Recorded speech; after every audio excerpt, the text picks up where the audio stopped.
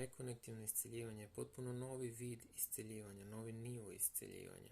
Dakle, glavna karakteristika je da nije tehnika, ne postoji procedura koja se mora proći, koraci koji se moraju proći kao u tehnikama da bi to delovalo. Ne. Ovde je na delu prepuštanje procesu. Frekvencije rekonektivnog isceljivanja su sazdane od energije, svetlosti i informacije.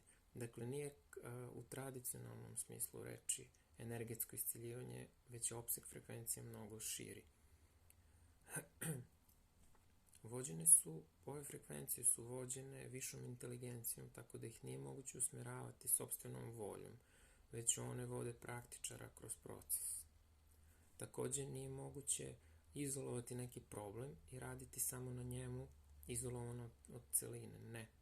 Radi se čitavom biću na svim nivoima postojanja, na fizičkom, mentalnom, emocionalnom i duhovnim nivoima.